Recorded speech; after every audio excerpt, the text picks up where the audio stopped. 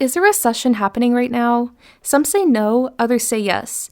If that's the case, we may as well be prepared and should go back to the classics. Not that far. I mean, one that thrived in ripped thrift store chic, wearing Ray-Bans at night, holding a cigarette as a flash camera takes your picture. That recession. During the early to mid-2000s, where the dominant McBling style was proudly hedonistic and club-centered, indie sleaze had the same philosophy, but this brand of hedonism was messy, grimy, garish, but still aspirational. This was when being called a hot mess was a compliment. In one of my earliest videos, I mentioned that indie sleaze was popular in 2013 Tumblr. I wasn't entirely incorrect, but still, 2013 was when this aesthetic was on its way out. While there isn't an official agreed-upon timeline of when indie sleaze flourished, I would say it started creeping into public consciousness around 2005-2006, peaked from 2007 to 2011, started getting overshadowed by hipsters around 2012-2013,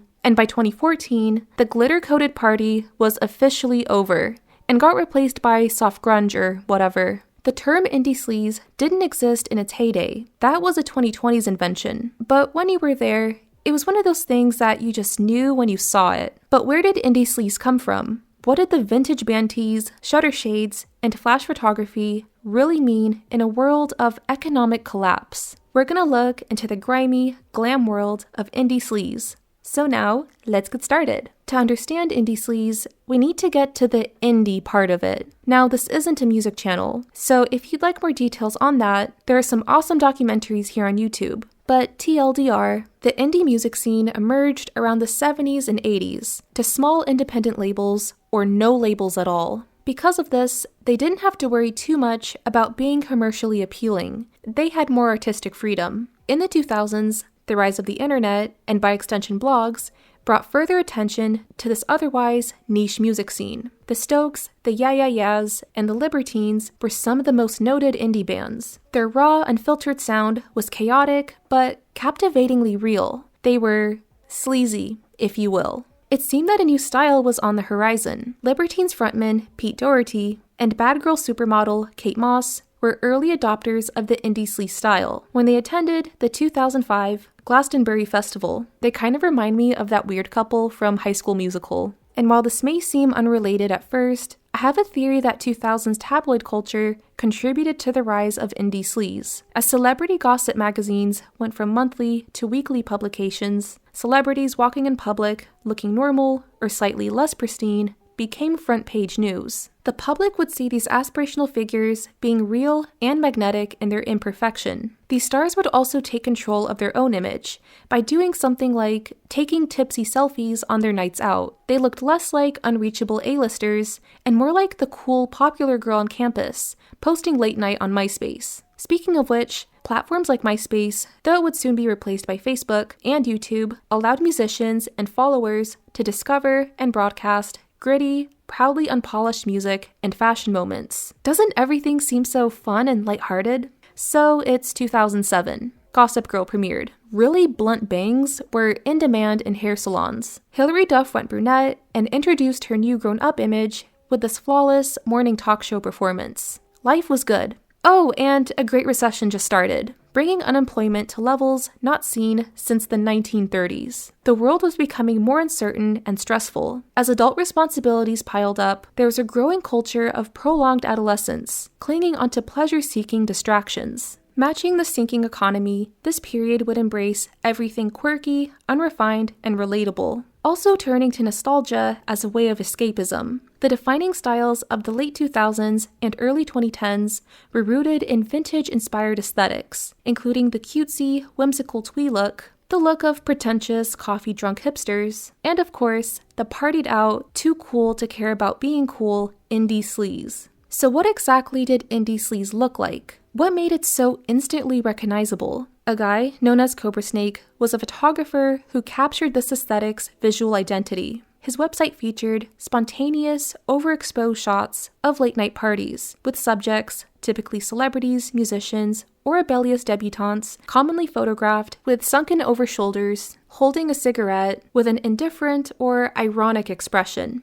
But if you couldn't go to an indie sleaze party, maybe if you were too young, or they weren't around where you lived, or you were too intimidated by them, and that's your instincts talking, really, those parties were scary, you could at least dress the part. During the recession era, sales at thrift stores were rising, turning once outdated or tacky styles into desired trends. Indie sleaze thrived on a type of unsubtle, gaudy, but grimy essence, even though like a good quarter or so of the people in the scene were rich New York City trust fund kids, and a handful of celebrities and socialites. It was cool to look like I just rolled out of my friend's couch and threw on an oversized fluff jacket from 1986 I found at a thrift store for $2.79. My life is so crazy and unpredictable, when really my dad's a lawyer and pays for my rent-controlled loft in Brooklyn.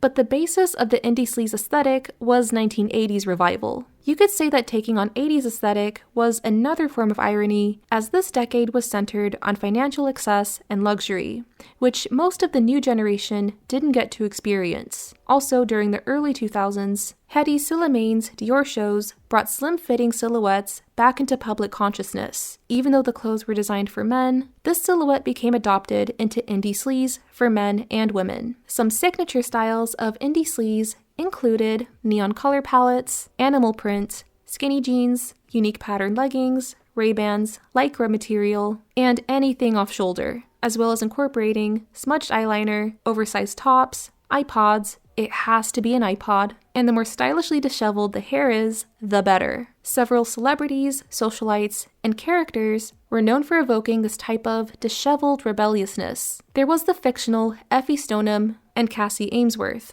from the UK series Skins, who lived a party-heavy lifestyle and gave off an ethereal, zoned-out energy, but their dreamy essence stemmed from some sort of pain-type beat. In real life, some indie sleaze figures included the high-fashion but foremost edgy model Agnes Dean, synth-pop to alternative artist Sky Ferreira, the Olsen twins, Mary-Kate especially. She was the queen of oversized faux fur jackets and Starbucks cups. The neon-style dance artist m.i.a, online it girl Corey Kennedy was a muse, if you will, of Cobra Snake's photography. She didn't rise to fame through traditional means, but is regarded as one of the first internet celebrities and would rub elbows with the A-list. She was even featured in New York Magazine's 2023 coverage of New York City it girls through the years, immortalizing her as an icon of her generation. Some of the defining pop stars of the early 2010s started off adopting the style. There was Katy Perry in her One of the Boys era. Like, she sang about kissing a girl.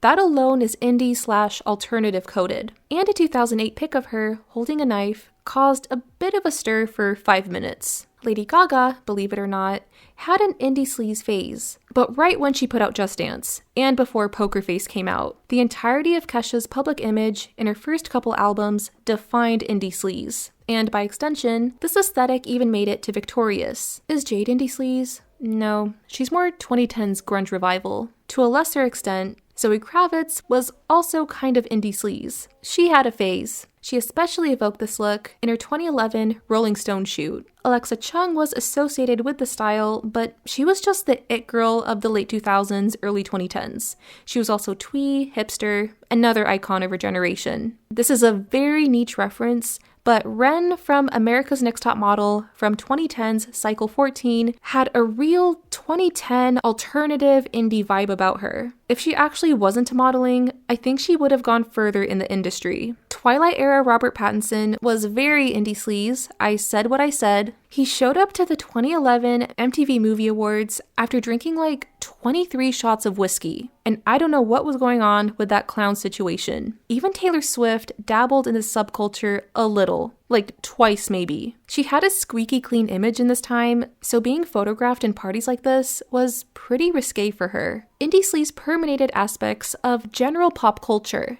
While this may not have been a direct reference, remember that the style was based on party culture. And in this era, it felt like every third pop song was about going to the club. There were encouragements of going out, being crazy, something you can't do today. Like anything even slightly eye-catching will have people pulling out their phones and filming. Culture and fashion magazines such as ID and Nylon also utilized an indie-focused branding. They were very proto-Tumblr. The adverts of Urban Outfitters, and especially American Apparel, captured indie sleaze aesthetics. American Apparel ads were immediately recognizable with its use of flash photography and candid, unposed presentation, but gathered controversy for being too suggestive. For a clothing brand, these ads didn't show a lot of clothes, like some of these models literally had on nothing. I can't show half of these national and global adverts. You could say that this suggestive branding doesn't make it much different from other clothing companies,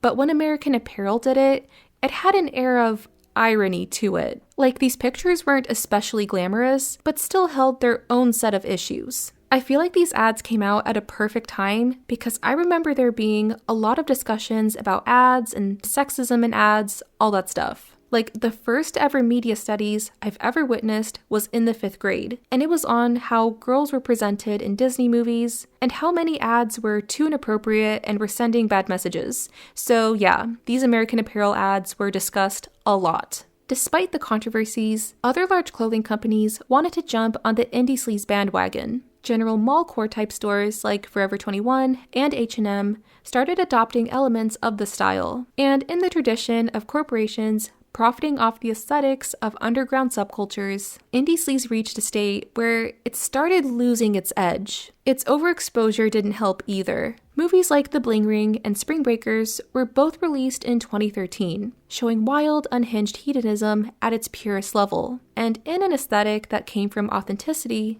these movies more felt like they were performing rebellion for the sake of it. But this represented something inevitable happening. This era was coming to a close, and as the indie sleaze goddesses were getting partied out, the snooty, semi-pretentious hipster would define the spirit of 2010s culture. Instagram and Tumblr started becoming the new image-sharing online spaces. While there were some indie sleaze visibility, it got overshadowed by newer aesthetics that more people resonated with. There was also a cultural movement towards intellectualism, or more really, proto-intellectualism, where people felt proud of themselves for saying that The Little Mermaid or whatever teaches horrible messages. And that sort of led to the cultural decline of clubbing. Instead, people wanted to attend the outdoor, Flower Child-esque music festival, Coachella. You could pay $4,000 for the standard experience. You're on your own with food and accommodations, but you could save on parking by being trapped in 8-hour traffic. While indie sleaze went away as fast as it emerged,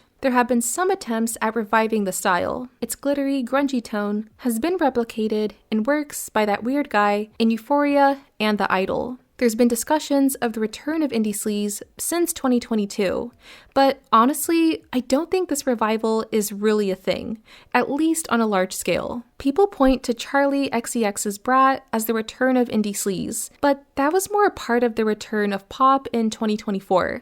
At least that's how I see it. But realistically, is this an aesthetic that we'd really want to come back? I mean, we can wear chunky scarves and shorts over tights all we like, but that's not what I'm talking about. The image of being messy, with no inhibition, you can party any life stress and responsibilities away was 1,000,000% a fantasy. And I don't like doing the scolding thing, but there was a glamorization of destructive behavior. Spaces like these encourage drinking culture, substance use, and there were just a lot of weird people in this scene. Like, the bad type of weird. From parties to professional photo shoots, it was hard to avoid creepy photographers. Like, there's that one photographer guy from Model Behavior, like, very much that. And in some parts of the indie sleaze world, there was a type of new, ironic exilization, when in reality, it's just old predation. The American Apparel ads were a good example of this. Speaking of which, It Girl, Corey Kennedy, wasn't even 18 when she was involved in a scene surrounded by adults who were supposed to know better. There was just dark, creepy stuff behind closed doors. Like, early Kesha had a sound and image that was fun, happy, and carefree, when now, we know really that wasn't the case. And the bad part of this type of party culture aside, the idea of going to a wild, crazy, free-spirited party is way more fun than actually being in one. Like, it can be fun for about half an hour, but after you may think, this is it. I've been to one of those Ibiza foam parties, and I liked it until I didn't. Honestly, I was more impressed by the Barbie-ish ceiling in one of the rooms. But I can't say that indie sleaze was all bad, especially in what it represented during the recession. In a generation where people didn't have a fully set 5-year plan like older generations had, with pressure and anxiety all around, some escapism was needed. And it's interesting to see how the spontaneous nature of the style differs greatly from the current social media landscape, which thrives on polished perfection. Indie sleaze encourage creativity, such as shopping at thrift stores and taking a DIY approach to clothing. It showed that you didn't have to look super pristine to be stylish and aspirational. While this aesthetic wasn't without its faults, at its very best, indie sleaze was carefree, experimental, and thrived on candid happiness. And that might be the specific revival we need. That's all I have for the rise and fall of indie sleaze. Check out my Patreon. There's cool stuff on there, like short audiobooks that you can't find anywhere else. Thank you all for watching, and I hope to see you all in the next one. Bye!